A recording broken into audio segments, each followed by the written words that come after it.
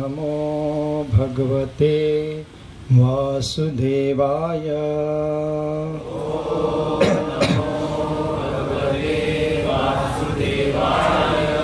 ओम नमो भगवते वासुदेवाय।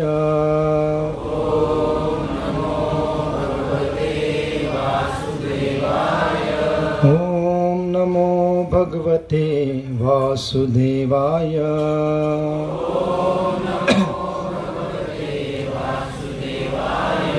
नमो विष्णुपादाय कृष्णपृष्ठाय भूतले श्रीमते भक्तिवेदांत स्वामी इति नामिने। नमस्ते सारस्वती देवे गौरवाणी प्रचारिणे निर्विशेष शून्यवादी पाश्चात्य देश तारिणे।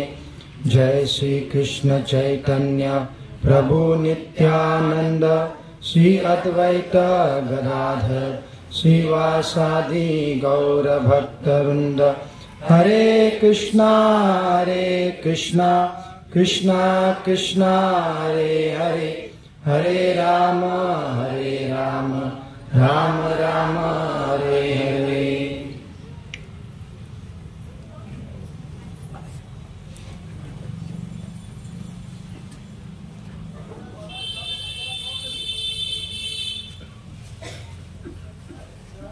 हरे कृष्ण।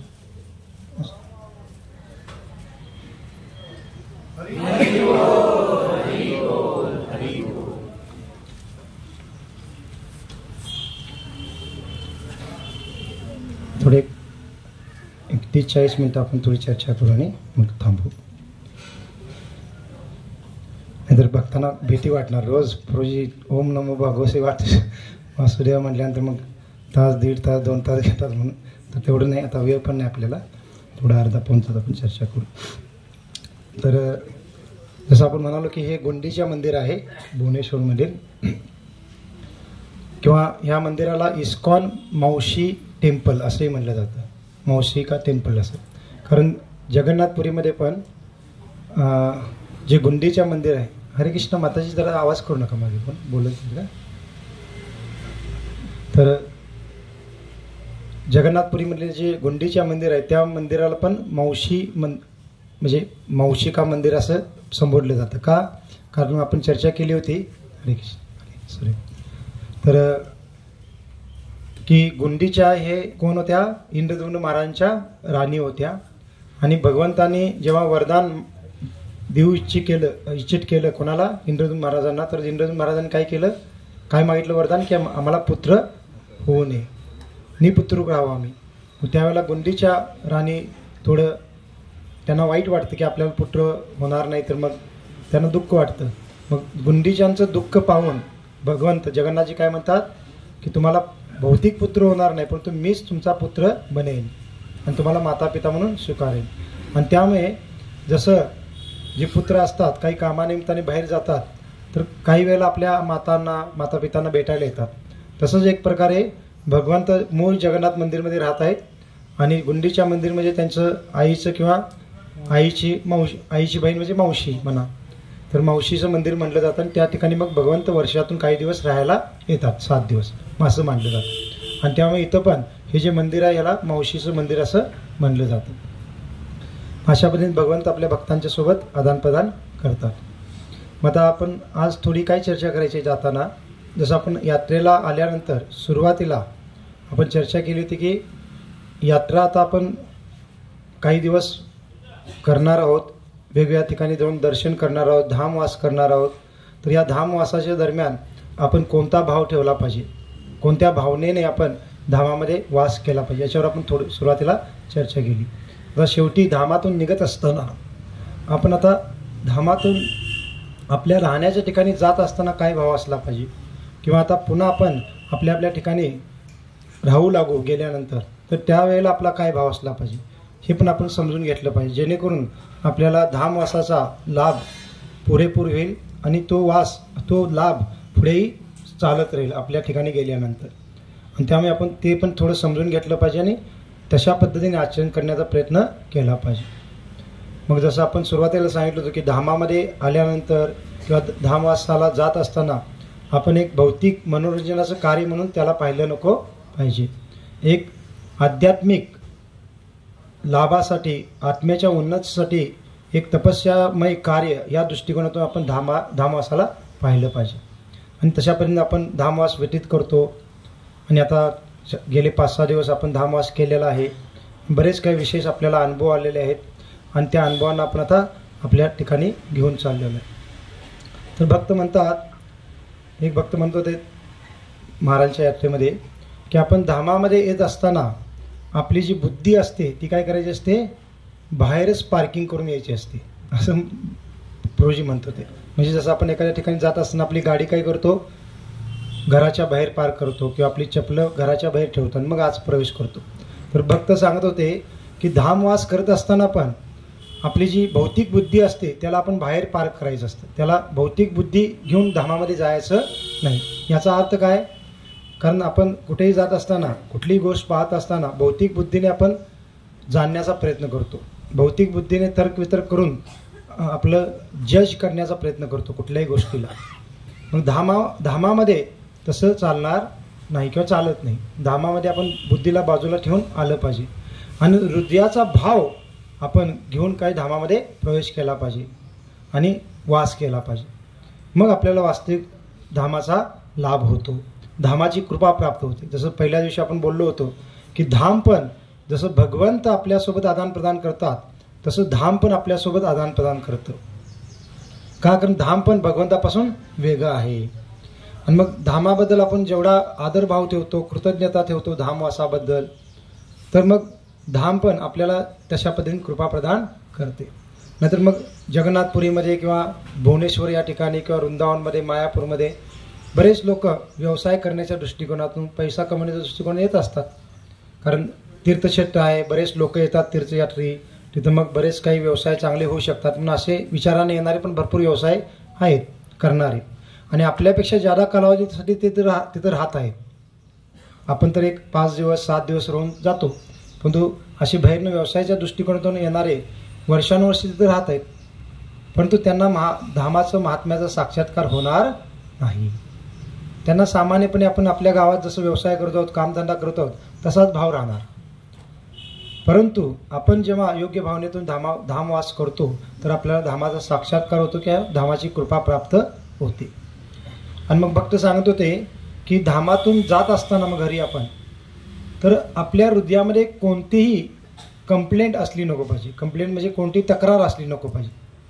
कारण आपण सुरुवातीला सांगितले की धामामध्ये आल्यानंतर धामामध्ये आपलं गणित चालत नाही. आपलं गणित चालत नाही म्हणजे आपण जे काही नियोजन केलेलं आहे, काय करायचं आहे, कसं करायचं आहे, हे करतो आपण आपल्या अंतर्गत. ते एक आपलं कर्तव्य म्हणून सर्व काही व्यवस्थित करतो, परंतु तरीही सर्व काही भगवंताच्या इच्छेने चालतं. त्यामुळे कधी काही अडचण निर्माण होते, काही प्रतिकूल स्थिती येते, काही ना काही म्हणजे आपल्याला त्रासदायक गोष्टी घडतील म्हणा धामामध्ये.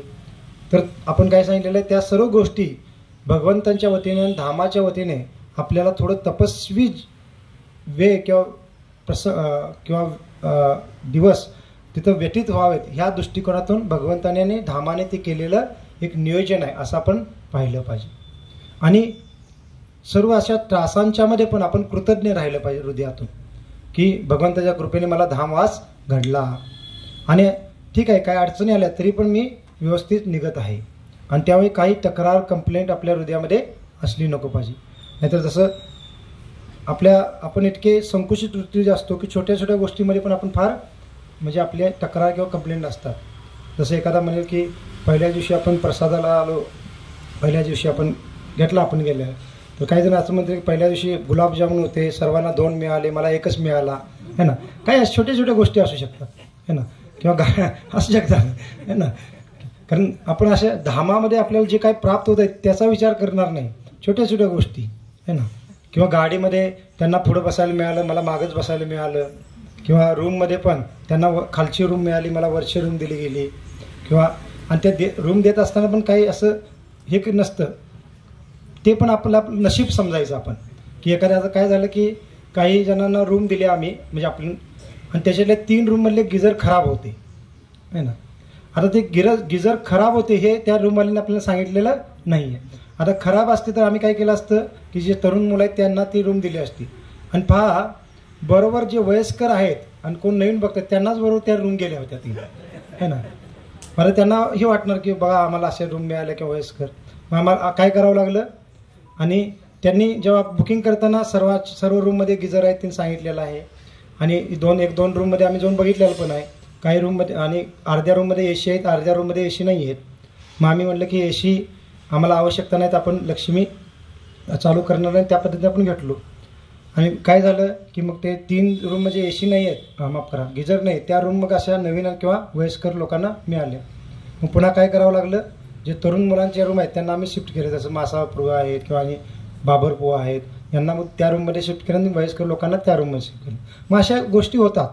जसं जाताना आपल्याला रूम जरा गाड्या ज्या येणार होत्या त्या गाड्या काय झाल्या की काही रॅली चालू असल्यामुळे जरा लेट झाल्या.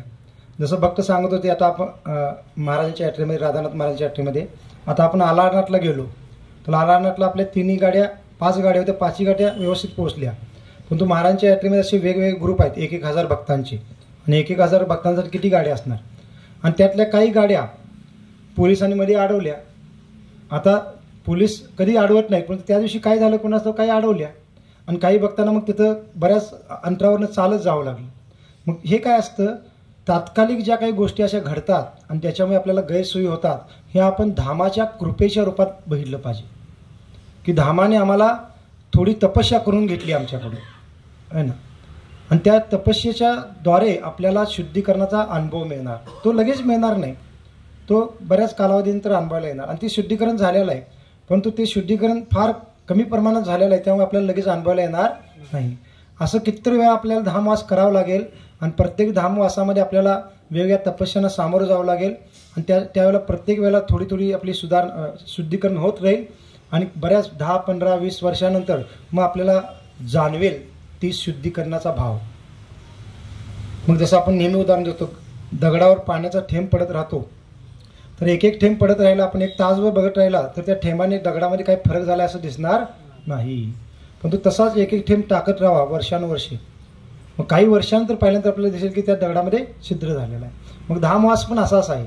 आपण 1-2दा धामामध्ये आल्यानंतर आपल्यामध्ये काय बदल झाला आहे लगेच जाणवणार नाही, परंतु तो इफेक्ट झालेला आहे, परंतु फार फार कमी टक्केवारीमध्ये आहे. 0.0001% असं म्हणू शकतो. मग असं पुन्हा पुन्हा आल्यानंतर पुन्हा अडचणींना तपस्यांना सामोरं गेल्यानंतर मग ते 0.001%चं एकत्रीकरण करत करत कधी 1% होईल, 2% होईल, असा आपल्याला अनुभव मिळेल. अशा पद्धतीने धामवास असतो. त्यामुळे सर्वात पहिला आपण धामातून जात असताना आपल्या हृदयामध्ये कुठल्याही गोष्टीबद्दल तक्रार कंप्लेंट नसली पाहिजे. मग कोणी असेल, भक्त असतील म्हणजे भक्तांच्याबद्दल असेल किंवा वरिष्ठ भक्तांच्याबद्दल असेल किंवा आणि काही मातांच्याबद्दल असेल, गाड्यांच्याबद्दल असेल, प्रसादाच्याबद्दल काही असेल, ते सर्व आपल्या योग्यतेनुसार भगवंताने आपल्याला प्रदान केलेला असं विचार करून आपण काही तक्रार कंप्लेंट मनात न ठेवता जो आपल्याला लाभ झालेला आहे तो आपण आपल्या हृदयामध्ये धारण करून इथून निघायचं आहे. आणि लाभ म्हणजे काय की आपण एवढे विशेष तीर्थक्षेत्र किंवा विशेष भगवंतांचे जे महत्त्वपूर्ण ठिकाण होते त्यांचं दर्शन आपल्याला लाभलं. वेगवेगळ्या आचार्यांच्या आणि भगवंताच्या पार्षदांच्या महत्त्वपूर्ण असणारे ठिकाणं, आपण जसं जन्म ठिकाण आहे, काही समाधी ठिकाणं होते तर तिथं आपण दर्शन केलं, वेगवेगळ्या कुंडांचं आपण आचमन केलं, समुद्र स्नान केलं है ना. तर हे जे आपल्याला लाभलेलं आहे याच्याबद्दल आपण कृतज्ञतेचा भाव ठेवून इथून निघायचं आहे. आणि पूर्वजी म्हणतात की आपण तो जो कृतज्ञतेचा भाव आहे तो एक प्रकारे आपल्या हृदयामध्ये धारण करून ठेवून आपण जेव्हा आपल्या गावी जाऊ आणि आपल्या कामधंद्यामध्ये असू तर जे काय आपण ऐकलेलं आहे, पाहिलेलं आहे त्याचं चिंतन मनन करत आपण राहायचं आहे. आणि जर आपण ते चिंतन मनन करत राहू तर आपला जो धामवास आहे तो इथं पूर्ण झाला असं होणार नाही. हे धामवास आहे किंवा आपल्या यात्रा इथं संपली असं नाही, तर आपल्या यात्रेची एक नवीन सुरुवात होणार आहे जर आपण ते सर्व चिंतन मनन करत गेलो तर. आणि त्याला चांगलं स्मरणात ठेवलं. स्मरणात ठेवणं म्हणजे काय की आपण पहिल्या दिवशी कुठे कुठे गेलो, आता आपण या ट्रेनमध्ये हे विचार करू शकतो, चिंतन मनन करू शकतो किंवा आपल्या एखाद्या छोट्याच्या नोटबुकमध्ये लिहूनही ठेवू शकतो. की आपण पहिल्या दिवशी जगन्नाथजींच्या मंदिराचं दर्शन करायला गेलो, त्याच्या अगोदर आपण नरेंद्र सरोवर पाहिलं, जगन्नाथ वल्लभ गार्डन दर्शन घेतलं, मग ते त्याचं महात्म्य काय होतं, आपल्याला काय माहिती सांगितली गेली, हे थोडं चिंतन मनन आपण करू शकतो. आता सर्व काय आपल्याला लगेच स्मरणात येणार नाही, पण थोडं जे आपल्या बुद्धीला ताण देऊन जेवढं स्मरणात येईल तेवढं तर आपण लिहून ठेवू शकतो किंवा चिंतन मनन करू शकतो, है ना. काहींना भरपूर स्मरणात राहील, काहींना थोडं थोडं स्मरणात राहील. परंतु आपण जेव्हा चिंतन मनन करतो, स्मरण करतो, तर एक प्रकारे आपण हे धामवास आपल्यासोबत आपल्या गावी घेऊन चाललेलो आहे. कारण चैतन्य महाप्रभू काय म्हणतात, मोर मन वृंदावन. आपण वृंदावनमध्ये किंवा जगन्नाथपुरी मायापुरी धामासारख्या धामा ठिकाणी वास करतो, परंतु आपलं हृदय पण एक प्रकारे धामच आहे. कारण आपल्या हृदयामध्ये पण कोण वास करतात, भगवंत परमात्माच्या रूपात वास करतात. मग आपण त्या हृदयामध्ये नेहमी भगवंताचं स्मरण करत असू, धाम वासामध्ये जे श्रवण केलेलं आहे, दर्शन केलेलं आहे, त्याचं स्मरण करत असू, तर आपलं हृदय पण धामापेक्षा वेगळं नाही आहे. आपण कुठे जगाच्या पाठीवर कुठेही जावा, त्या ठिकाणी आपण धामाचा अनुभव आपल्या हृदयामध्ये घेऊ शकतो. मग हा धाम वासाचा खरा काय लाभ आहे. मग असं नाही ठीक आहे आपण आलो, थोडं 5-6 दिवस दर्शन केलं, काय आपल्याला कुठलं ठिकाण काय एवढं काही लक्षात राहिलं नाही, ऐकलं पण आपण एवढं काही व्यवस्थित नाही, आणि ठीक आहे आता 5-6 दिवस झालेले आहेत, आता आपण आपल्या गावी जाऊन आपल्या कामासाठी मोकळं झालो, तर असा भाव आपण ठेवायचा नाही. ठीक आहे आपले कामधंदे तर आपल्याला करावे लागणारच आहे, परंतु या धामवासाने काही ना काही पर्सेंटेज आपल्या भावनेमध्ये बदल झाला पाहिजे. आणि तो बदल केव्हा होईल, जेव्हा आपण हे सर्व स्मरण करण्याचा प्रयत्न करू, चिंतन मनन करण्याचा प्रयत्न करू, तेव्हा आपल्याला तो अनुभव येईल. मग दुसऱ्या दिवशी आपण कुठे गेलो, दुसऱ्या दिवशी आपण भक्ती सिद्धांत सरस्वती ठाकूर यांच्या जन्म ठिकाणी गेलो, त्यानंतर मग सिद्ध बकुल, गंभीरा, सार्वम भट्टाचार्य यांचं जन्म ठिकाण, श्वेतगंगा, हे सर्व मग ते आपण पुन्हा रिमाइंड केलं पाहिजे. त्यानंतर तिसऱ्या दिवशी आपण तोटा गोपीनाथ, चटक पर्वत, त्यानंतर हरिदास ठाकूरांची समाधी, समुद्र स्नान, मग तिथं आपण काय काय चर्चा केली ते पण थोडं स्मरण करण्याचा प्रयत्न केला पाहिजे. चौथ्या दिवशी आपण आलारनाथ त्या ठिकाणी गेलो, त्याच्या अगोदर बेडी आपण हनुमानजी इथे गेलो होतो, मग त्याचं पण आपण चिंतन मनन केलं पाहिजे. आणि 5व्या दिवशी आपण कुठे गेलो काल, हां खीरचोर गोपीनाथ भगवान की जय. आणि पहा किती एवढं सुंदर दर्शन झालं आपल्याला तिथं, है ना. आणि सर्वात चांगला अनुभव कुठं आला आपल्याला, माधवेंद्र पुरी यांच्या समाधीच्या ठिकाणी. आता ते ठिकाण कसं होतं, फार एकदम ऐश्वर्यशाली ठिकाण होतं का, पत्र लावलेलं देवर, है ना, सर्व एकदम सामान्य होतं, है ना. परंतु तिथं तेवढे शुद्ध भक्त वास्तविक होते, गेल्या 50-60 वर्षापर्यंत ते सेवा करत आहेत. त्यांना पाहूनच आपल्या हृदयामध्ये किती विशेष प्रेम भावना वाटली. आणि त्यांनी एक 5 मिनिटच कीर्तन केलं आपल्यासाठी, है ना. तर त्यांचं ते कीर्तनाचा भाव पाहून कळालं की वास्तविक भक्ती किती एकदम गंभीरतेने, सातत्याने आणि एकनिष्ठेने केलं पाहिजे. तेवढ्या 5 मिनिटामध्ये आपल्याला अनुभव आला, है ना. मग हे पण स्मरण केलं पाहिजे आपण. सुंदर आपल्याला प्रसाद मिळाला खीरचोर गोपीनाथजींचा, है ना. मग हे सर्व चिंतन मनन करू, स्मरण ठेवू, आणि पुढेही गेल्यानंतर आपण विट्यामध्ये आपल्या कामधंद्यामध्ये पण आपण स्मरण चिंतन मनन करू, तर आपली यात्रा इथं पूर्ण संपणार नाही, यात्रा चालत राहील. आणि महाराज परमपूज्य राधानाथ महाराज म्हणत होते यात्रेमध्ये की आपण धामवासाला कशासाठी येतो, आपली चेतना, आपलं हृदय एक प्रकारे ह्या दिव्य शक्तीने इन्फ्यूज करण्यासाठी येतो. म्हणजे त्याला म्हणजे चार्जिंग करण्यासाठी येतो. जसं आपली बॅटरी चार्जिंग करतो आपण मोबाईलची, तसं ह्या धामवासामध्ये येऊन आपण आपल्या चेतनेला, आपल्या हृदयाला, आपल्या आत्म्याला, आपल्या बुद्धीला आध्यात्मिक ह्या शक्तीने चार्ज करतो. आणि मग जेणेकरून आपण आणि पुढे 1 वर्ष, कारण आता पुढच्या वर्षी पण येऊ, पुढच्या कार्तिकमध्ये यात्रेमध्ये दुसऱ्या एका धामामध्ये जाऊ, तर त्या 1 वर्षापर्यंत आपली बॅटरी चार्ज राहिली पाहिजे, ही भावना. परंतु ही केव्हा बॅटरी चार्ज होणार, आपण हे चिंतन मनन करत राहिलो तर. नाहीतर आपण आपल्या कामामध्ये पुन्हा रमून जाऊ, आपल्या भौतिक कामामध्ये, तर आपल्याला त्याचा मग लाभ अनुभवायला मिळणार नाही. म्हणजे लाभ झालेलाच आहे, परंतु जादा लाभ आपल्याला जो प्राप्त होऊ शकतो अशा चिंतन मननाने तो लाभ होणार नाही.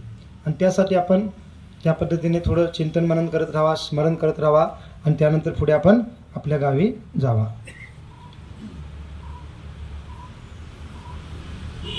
आणि त्याचबरोबर आणखीन सर्व भक्तांच्या प्रती पण आपण एकदम कृतज्ञतेचा भाव ठेवला पाहिजे जात असताना पण. कारण पहा जवळजवळ 100-125 भक्त आहोत आपण, तर एवढ्या 100-125 भक्तांच्या मध्ये आपल्याला धामवास करण्याची संधी मिळाली. मग प्रत्येक भक्ताला, जसं मी आहे तर 131 भक्त आहेत, तर मी 129 भक्तांप्रती पूर्णतः कृतज्ञ असलं पाहिजे. का?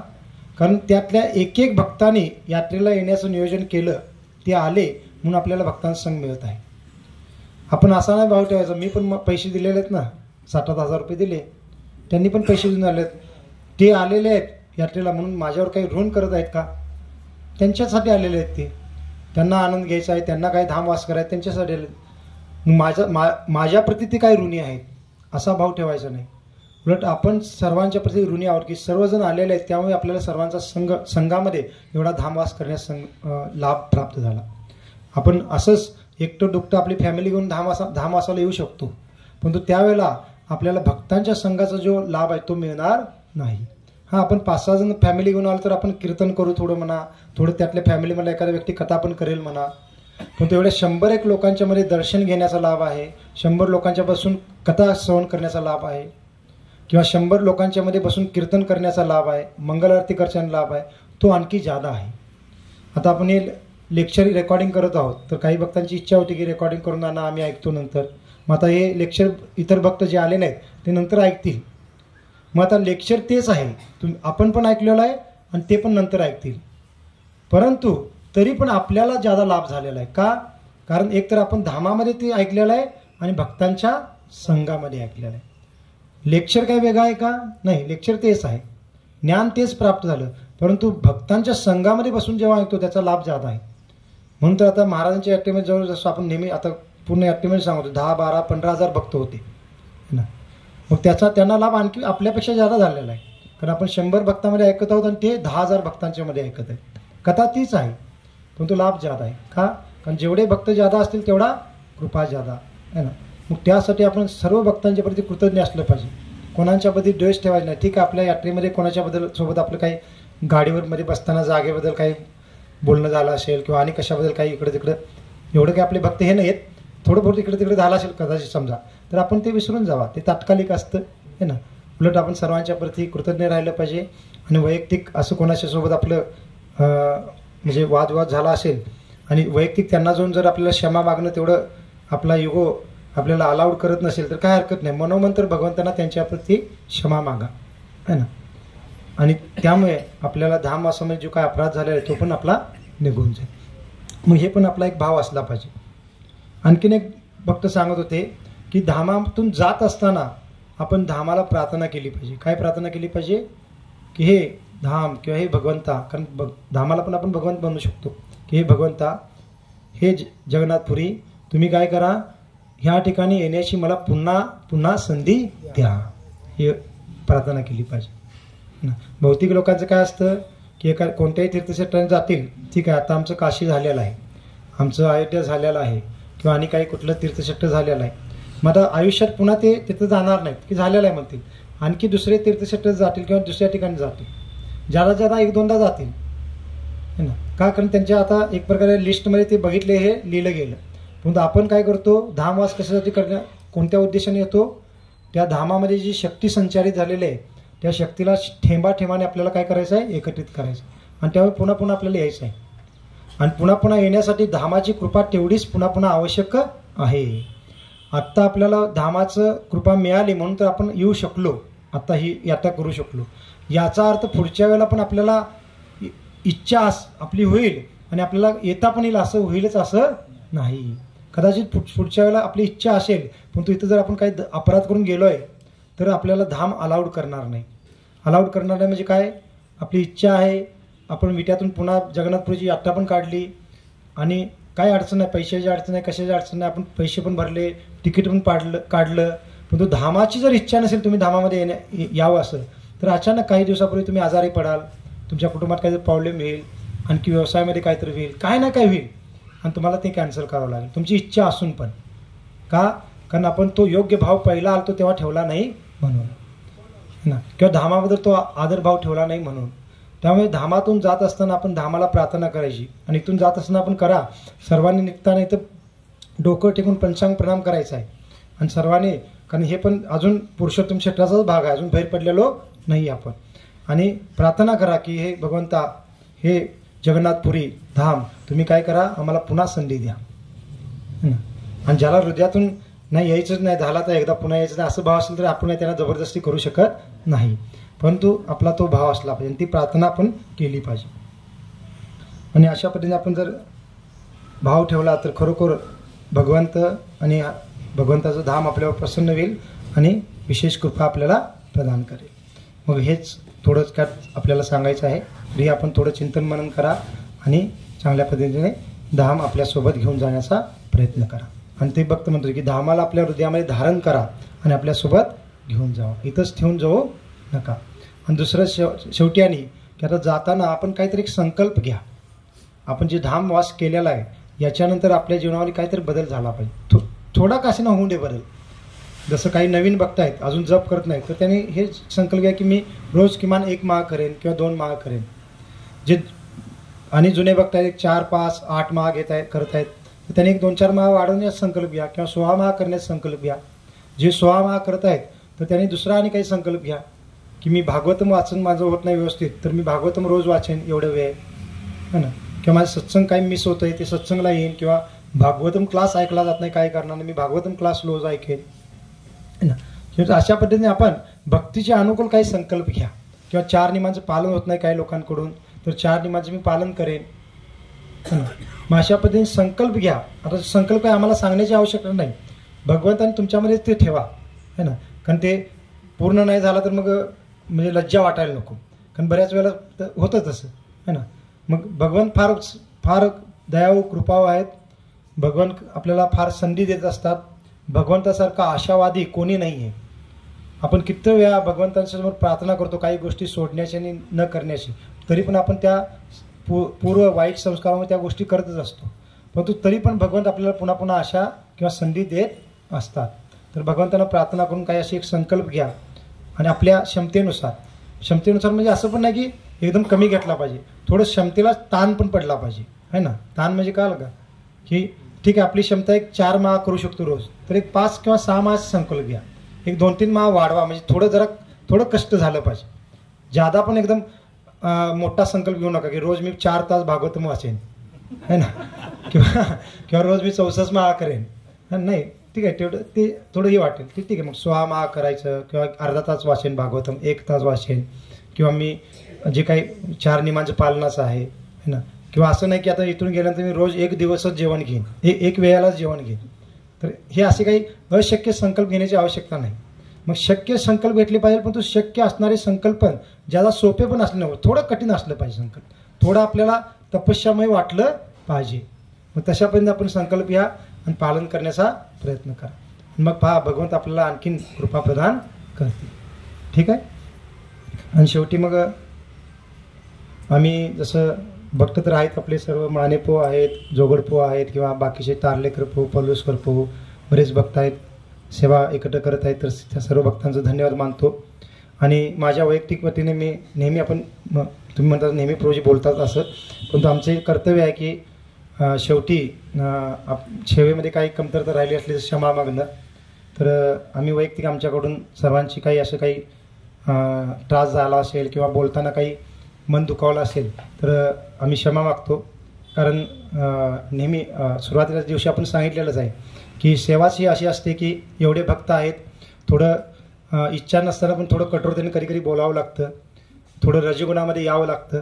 आणि त्यावेळेला ती स्थिती तशी असते की त्यावेळेला काही गोष्टी पटकन बोलाव्या लागतात किंवा बोलल्या जातात.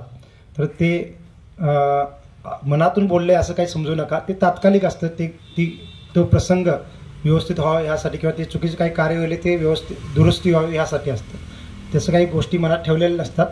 तर त्यावेळी आपण काही तसं मनाला लागलं असं तर आम्हाला माफ करा आणि काही असं वाईट वाटून घेऊ नका. आणि आपली साधना करत राहा, भक्ती करत राहा, सत्संगला येत राहा. आता बरेच भक्त नवीन पण आहेत, काही भक्तांचे नातेवाईक. तर विट्यामध्ये असताना आपण प्रत्येक शनिवारी कार्यक्रम असतो. आपल्या नवीन लोकांसाठी पण मंगळवारी कार्यक्रम सुरू झालेला आहे. तर आपल्याला शक्य आहे त्या पद्धतीने कार्यक्रमला येत राहा. आणि जसं आपण सुरुवात सांगितलो त्या पद्धतीनेच आहे. सुरुवातीच्या दिवशी सांगितलं होतं की काय असतं की जसं म्हणलेलं आहे की जे मॅनेजमेंटचं कार्य असतं हे रजोगुणाचं कार्य असतं है ना. कथा कीर्तन करणं हे सत्वगुणाचं कार्य असतं. मग मॅनेजमेंट करण्यासाठी तुम्ही सत्वगुणामध्ये राहून मॅनेजमेंट होऊ शकत नाही. शास्त्रामध्ये सांगितलेलं आहे जे राजे लोक असतात ते कोण कशामध्ये असतात, रजोगुणी असतात, आणि ब्राह्मण लोक असतात ते सत्वगुणी असतात. मग ब्राह्मण लोक पूर्ण व्यवस्थापन करू शकत नाहीत, राजे लोक व्यवस्थापन करतात, आणि त्यासाठी रजोगुणामध्ये येणं आवश्यक असतं. रजोगुणाशिवाय मग नियंत्रण किंवा व्यवस्थापन होत नाही. मग राजांकडे काय काय त्यांचं साधन असतं नियंत्रण करण्यासाठी, त्यांच्याकडे शस्त्र असतात. शस्त्राच्याद्वारे राजा काय करतो, समाजाला नियंत्रित करतो, धर्माच्या अंतर्गत ठेवतो. आणि जे भक्त असतात तर भक्तांचं साधन काय असतं, शास्त्र. राजांचं साधन असतं शस्त्र आणि भक्तांचं साधन असतं शास्त्र. मग भक्त जेव्हा असं नियोजन करतात तर आपण मग शास्त्रातलं सांगून आणि प्रसंगी वाणीच्याद्वारे थोडं कठोरतेने बोलून काय करावं लागतं, मग नियंत्रण करावं लागतं. आणि त्यामुळे थोडं मॅनेजमेंट करताना मग आम्ही बोलतो थोडं कठोरतेने, मग ते थोडं नियोजन करण्यासाठी म्हणून असतं. आणि ते रजोगुणामध्ये येऊन म्हणजे तात्कालिक का होऊन बाहेर करी तसं थोडं कठोरतेने बोलावं लागतं. आता गाडीमध्ये बसा, इकडे येऊन बसा, तर आम्ही हरे कृष्णा जरा गाडीमध्ये बसा असं म्हटलं तर कोण ऐकतील का, हे ना, हे ना, कोण ऐकणार नाही, ते ना. तर थोडं तिथं बोलावं लागतं, माईकवर थोडं रागवावं लागतं, थोडं मोठा आवाज करावा लागतो. आणि भक्तांना माहीत आहे, मग जुन्या भक्तांचा अनुभव आहे की रागवतात परंतु हृदयातून प्रेम पण आहे, है ना, ते तात्कालिक आहे, त्यामुळे ते करावं लागतं तसं. आणि त्यानंतर मग ते होतं. आणि मग मी म्हणलो तसं की आपल्या भक्तांच्या समुदायामध्ये आमची इच्छा आहे की असं कोणतं तयार व्हावं, परंतु थोडं अजून होत नाहीत भक्त. जसं माणिकपूर्ण मूर्तीकर, माणिकपूरचं जरा अजून शांत स्वभाव आहे, थोडं कठोरतेने बोलत नाहीत तेवढं, आणि बाकीचे पण भक्त आहेत. तर भविष्यामध्ये कोण तयार झालं तर मग ती सेवा ते करू शकतात, है ना. मग तशा पद्धतीने असतं. त्यामुळे आपण काही तसं बोलणं झालं असेल तर काही मनावर घेऊ नका. आणि उलट मी अनुभवतो की ह्या यात्रेमध्ये तेवढं झालं नाही, मागच्या वृंदावनच्या यात्रेमध्ये फार तसं कावाकावी झालेलं आहे. हां, कारण वृंदावनच्या यात्रेमध्ये जादा पण भक्त होते आणि सकाळी जाऊन आपण संध्याकाळी येत होतो. ही यात्रा फार आरामशीर झालेली आहे, ना. रोज आपण दुपारी आपल्याला विश्रांतीची वेळ मिळत होती, बाकीचे आणि सर्व काही अंतर पण कमी होते ठिकाणी. त्यामुळे जेवढं काही जादा आपल्याला रागवण्याची स्थिती आली नाही, वेळ आली नाही.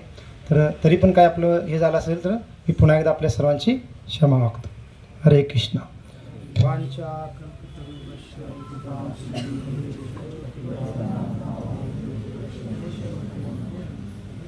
हरे कृष्ण.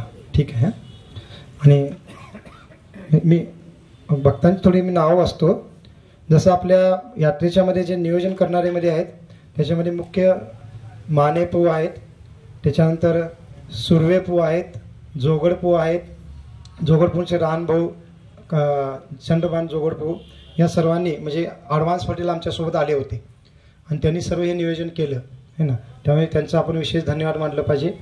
त्यानंतर आता आम्ही पहिला ॲडव्हान्स पार्टीला आलो होतो आणि त्याच्यानंतर आपण यात्रेला यायच्या अगोदर एक दिवस अगोदर पुन्हा 2 भक्त ॲडव्हान्स पार्टीला आले होते. ते म्हणजे सूर्यपू आणि चंद्रभान दोगडपू. आणि सुरुवातीला आपण सांगितलं ती सेवा फार हेवी आहे, तर ती फार धावपळ करून मेहनत करून करावी लागते. तर त्या भक्तांनी पण ती सेवा येऊन केली. आणि त्यानंतर आपले कुकिंग करणारी टीम आहे, निताय प्रसाद पुवान त्यांची सर्व टीम आहे, त्यांची माता त्यांच्या पत्नी पण आहे, त्यांचे घरचे आहेत. तर त्यांचं पण आपण धन्यवाद मानलं पाहिजे. काहींना वाटेल नवीन लोकांना त्यांचं काही धन्यवाद मानायचं आहे, त्यांना आपण लक्ष्मी देतो ना. तर प्रश्न लक्ष्मीचा नाही, प्रश्न आहे प्रेमाचा, है ना. तर प्रभूजी एवढ्या प्रेमाने आपली सेवा म्हणजे आपल्यासोबत राहतात, जणू काय आपल्या कुटुंबाचे एक सदस्य असले अनुभव असेल, है ना. हां, थोडं त्यांचं जरा मागं पुढं म्हणजे काय होत नाही, सर्व चांगलं होतं, पण थोडं सामान आणताना थोडं कमी जरा होत असेल काय हरकत नाही, पण प्रेमाच्या बाबतीत ते काही कमी नाही आहेत. आता पहा, आपल्या सर्व भक्तांसाठी त्यांनी स्वतःहून ते चिवड्याचं पाकिट बनवून सर्वांना देऊ केलं, है ना. आणि लक्ष्मीच्या बाबतीत पण सांगतो, आपल्याला माहीत नाही ते इतके कमी लक्ष्मी घेतात. आता रामनवमीला ते येतात आपल्या इथे, तर आम्ही विट्यामध्ये विचारलं रामनवमीला साधारण 1000 लोकांचा प्रसाद बनवायला किती लक्ष्मी घेतील सर्व हे करून, म्हणजे बायका आणि सर्व मिळून. तर जवळजवळ 18 ते 20,000 रुपये घेतील असं सांगितलं. आणि प्रोविजन किती घेतलं, 6,000 रुपये फक्त, है ना. आणि बायकांचं पकडून तिने 2-3 हजार, म्हणजे 8-9 हजार मध्ये आपला सर्व प्रसाद पूर्ण झाला. आणि तसंच जन्माष्टमीच्या वेळेला पण तसंच झालेलं आहे. आणि आता पुढच्या महिन्यात आपली रथयात्रा पण आहे, तेव्हा पण ते येणार आहे, है ना. आणि फार प्रेमाने ते सर्व आपल्या भक्तांच्या सोबत त्यांचं फार मित्रत्व पण वाढलेलं आहे, है ना. तर त्यांचंही विशेष धन्यवाद त्यांच्या सर्व त्यांच्यासोबत आलेल्या भक्तांचं. त्याचबरोबर आणखीन भक्त आहेत, जसं ऋषिकेश आणि अभिषेक भाऊ आहेत, आपण पाहिलेलं आहे, है ना. आमच्यासाठी ते 2 हात असल्यासारखे आहेत आमचे, आहे ना. तर ते सर्व सेवा करत आहेत. आम्हाला ते कीर्तन पार्टी सामान आणणं नेणं काही विचार करण्याची आवश्यकता नाही, सर्व ते बरोबर घेऊन घेतात. त्याच्यामध्ये आणखीन एक भक्त आता त्यांना जॉईन झालेले आहेत, आपले संस्कार प्रभू, आहे ना. त्यांचं तर फार आपण विशेष कौतुक केलं. छोटे वयाने आता 9वीला आहेत म्हणे, तेवढं त्या मनात त्यांची फार मॅच्युरिटी आहे, फार म्हणजे जिम्मेदारी सर्व सेवा करतात. तर अशा भक्तांचं आपण विशेष धन्यवाद मानलं पाहिजे. त्याचबरोबर आपले बाकी प्रसाद शिफ्टिंग सर्विंग सेवा करणारे राहुल टार्लेकर आहेत, पलुसकर पोहा आहेत, आदिकराव यादव पोहा आहेत, दशरथ यादव पोहा आहेत, तर आणि त्याच्यामध्ये पवार पोहा आहेत, पाटकई पोहा आहेत, मोहन माई, बाबर पोहा आहेत, विष्णू पवार, रानोजी शिंदे, म्हणजे आता सगळ्यांचं नाव घेत नाही, जसं आईबाई पोहा आहेत, जंगम पोहा आहेत, गोपीनाथ कांबे पोहा, सर्व भक्त सर्वांनी फार महत्त्वपूर्ण सेवा केलेल्या आहेत. पाटील पोहा आहेत आपले, है ना, त्यांनी पण केलेली आहे सेवा. बाकी बस इंचार्जचे भक्त आहेत, शिंदे सर, मेत्रे पो, तर सर्वांनी फार फार चांगल्यापैकी सेवा केला, यासाठी सर्वांचं विशेष धन्यवाद. आणि माताजींच्यामध्ये पण सकाळी मंगल आरतीचं जे नियोजन करणं आहे, आपण 5ला मंगल आरतीला येतो, तोपर्यंत काही माताजी 4:30ला येऊन ते सेवा करत होत्या. जसं चंद्रकला माने माता आहेत, यादव माताजी आहेत, मुईक माताजी आहेत, शिंदे माताजी आहेत, आणखीन पवार माताजी होत्या. हे सर्व 4:30ला येऊन तयारी करत होत्या, है ना. तर त्या सर्व भक्तांचं धन्यवाद. आणि ठीक आहे, तर या सर्व भक्तांचं आणि सर्व तुम्ही आलेल्या भक्तांचं आणि ज्यांचं नाव घेतलं नाही, चुकून राहिलं असेल तर माफ करा. जसं विष्णू पवार आहेत, डोंगरे पोहा आहेत, बरेच जण सर्वांनी सेवा केलेली आहे. तर सर्वांचं आपण 3 वेळा जोरात हरिबोल म्हणून धन्यवाद मानूया. हरी बोल, हरी बोल, हरी बोल, हरे कृष्ण. कोणाचं नाव घेणं राहिलं असले तर आम्हाला थोडं क्षमा करा. हां, हरे कृष्ण. ठीक आहे, ठीक आहे, ठीक आहे. आता काय करू, आपण इथंच प्रसाद घ्यायचा आहे, म्हणजे घेणार